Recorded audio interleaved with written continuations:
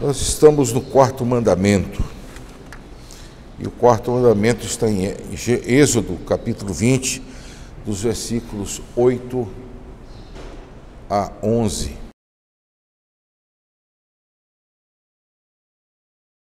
Meus irmãos, as perguntas do catecismo a respeito do quarto mandamento são, além dessa, o que é o quarto mandamento, qual é o quarto mandamento?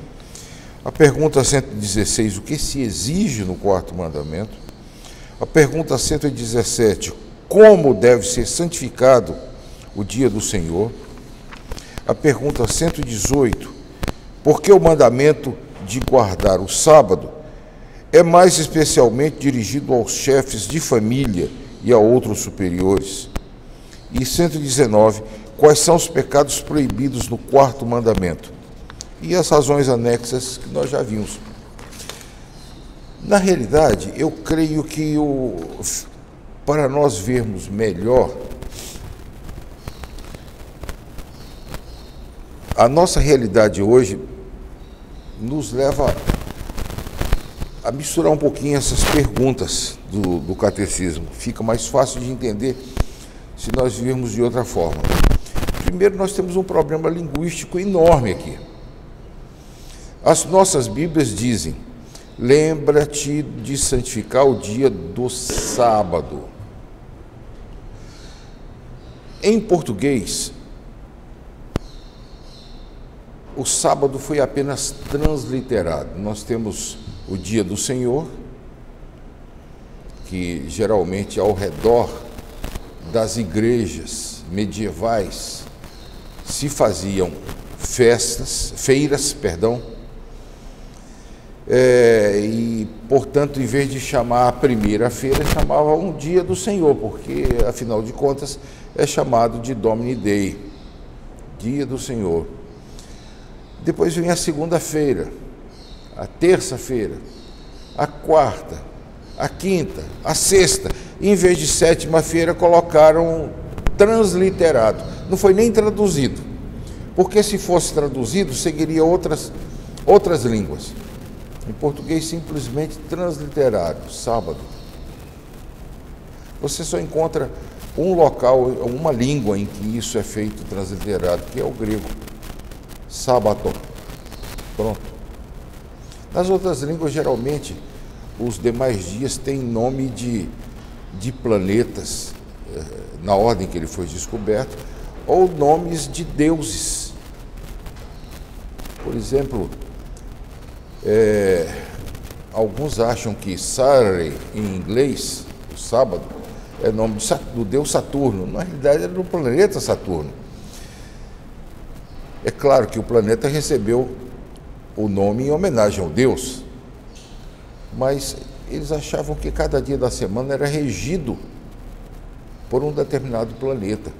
E a ordem começava com o Sol, por exemplo, em inglês, que segue a ordem, o germânico, Sunday, depois Monday, dia da Lua, aí 3 deuses nórdicos, eu não sei o nome deles, e finalmente o dia de Saturno.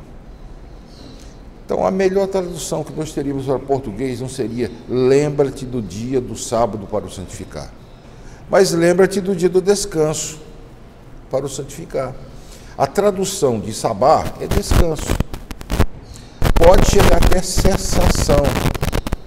Eu já vi algumas torás traduzidas para o português em que tem lembra-te do dia de parar para o santificar.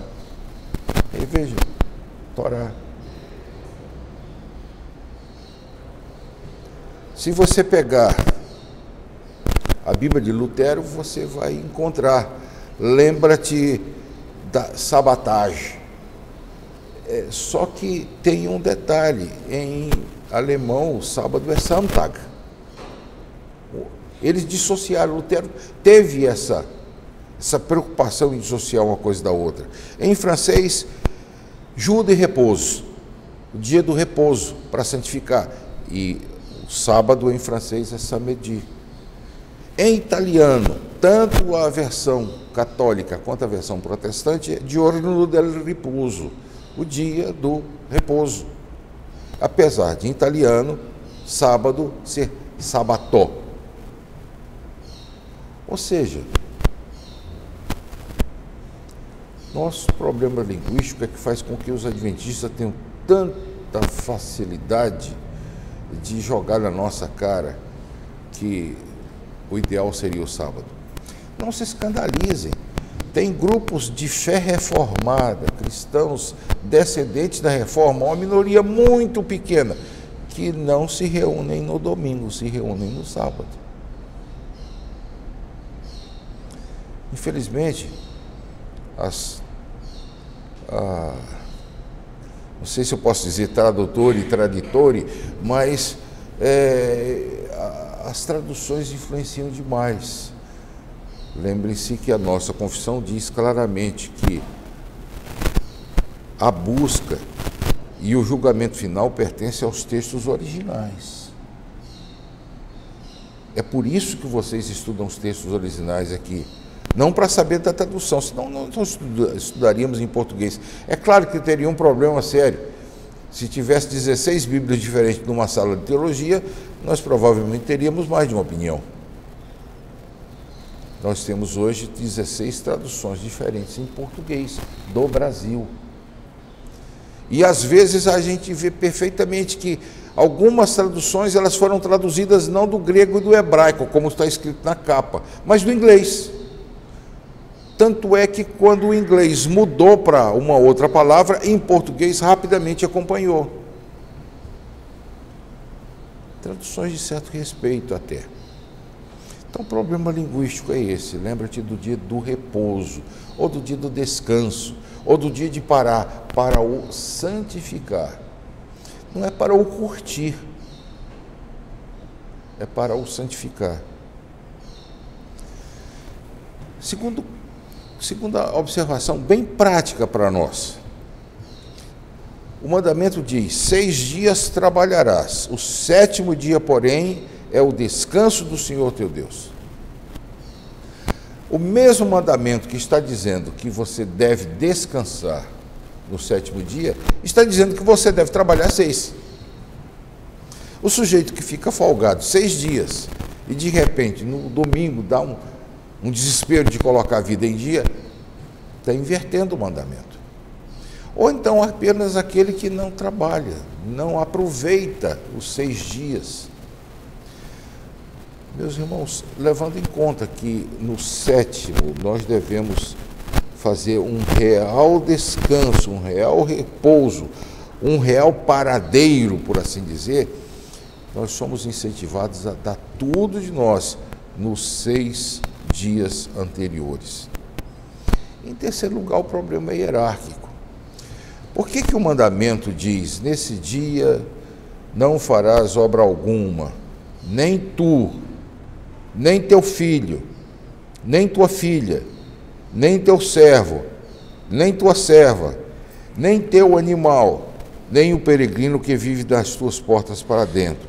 7 graus, começando com você, com o seu filho, com a sua filha, e pela classificação social judaica, estratificação social judaica, nós temos aqui um descendo. Uma vez falando isso numa classe de mocidade, um rapaz se levantou: quer dizer então que nem tu, nem teu filho, nem tua filha, mas tua esposa pode trabalhar, ela pode ficar trabalhando igual o dia inteiro. Não é isso.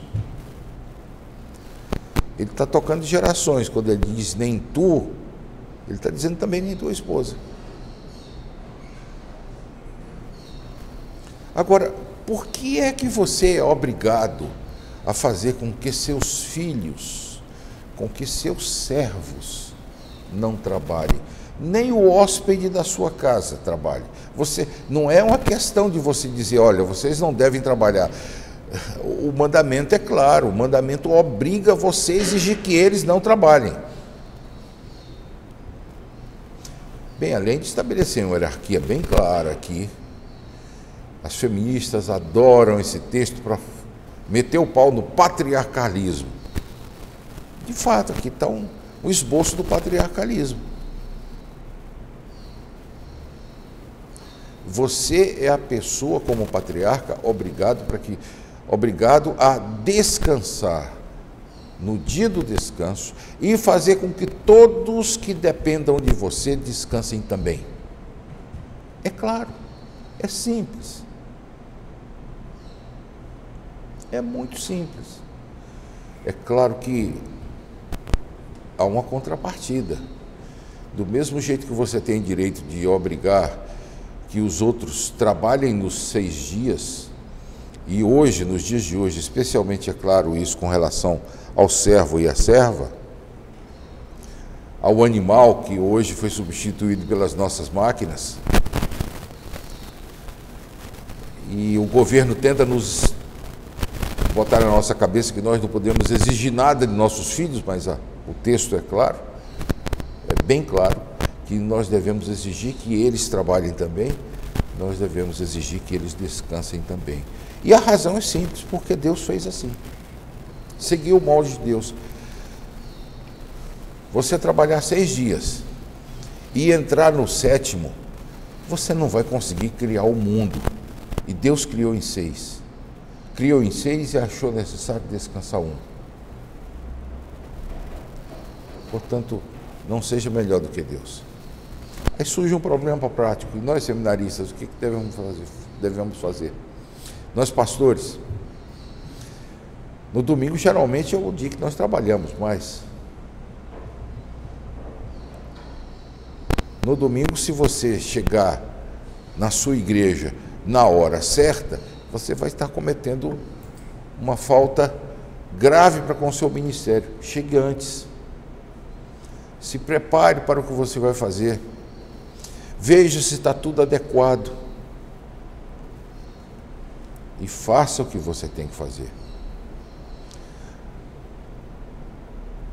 O Senhor Jesus, explicando a lida dos sacerdotes, disse que eles fazem isso no sábado e ficam sem pecado.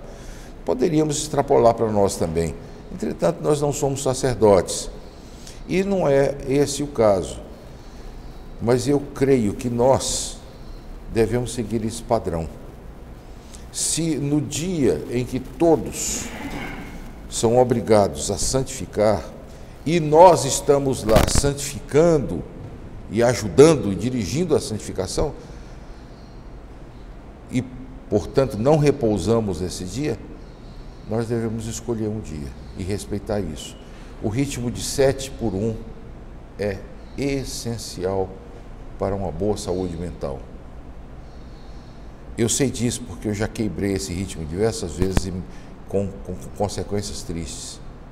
Aconselho vocês a começarem corretamente o ministério. Dirijam a igreja de vocês de modo que, no dia do Senhor, haja um santo repouso. Repouso do corpo, crescimento da alma. E vocês que estão se afadigando no dia do Senhor, e às vezes muito mais do que nos outros dias, escolha um dia da semana para repousar de fato, para crescer, para descansar um pouco o corpo. A quantidade de doenças associadas ao ministério cresce cada vez mais. Quando eu estava aqui no seminário, um professor fez conosco uma pesquisa muito interessante a respeito disso. Geralmente as doenças que mais perseguem os ministros são doenças gastrointestinais, relacionadas com gastrite, com desordens intestinais, obesidade. Não estou tentando me justificar, não, mas acompanha. Veja a foto de um presbitério, por exemplo, conte quantos pastores magros existem comparado com os gordos. Nos dias de hoje isso é mínimo. Compare com as fotos de 100 anos atrás. Ah, mas naquele tempo o pessoal tinha uma dieta diferente. Está certo, tinha uma dieta diferente, mas tinham também um cuidado diferente. Nos dias de hoje está mais associada a doenças relacionadas ao ministério, doenças de fundo nervoso, do tipo depressão. Há 3 dias atrás nós ouvimos falar do suicídio de um pastor. Como é que a pessoa chega a esse ponto? Meus irmãos, eu não quero justificar, nem quero dizer nada a favor disso, não. Mas se há alguma coisa que você tem que estar preparado na sua vida, como pastor, primeiro é para pregar. Você pode ser chamado ou ter que falar, mesmo espontaneamente, nas horas mais inconvenientes, às vezes no teclado, enquanto você responde alguma coisa. Você tem que expor a palavra de Deus. E para isso você tem que estar preparado constantemente. E a segunda é para morrer. Nós estamos numa época em que cada vez mais nossa vida vai demandar isso. Não estou dizendo que todos nós somos suicidas em potencial, não. Pelo contrário. Nós não podemos desobedecer a Deus que nos mandou a preservar a nossa vida. Mas nós temos que estar preparados para fazer nossa missão até o fim. E esse mandamento, finalizando, o Senhor Jesus diz que o sábado foi dado por causa do homem. Ele é um auxílio para nós. É um auxílio para as nossas lides. É um auxílio para a nossa vida. Especialmente para nós que estamos no ministério pastoral.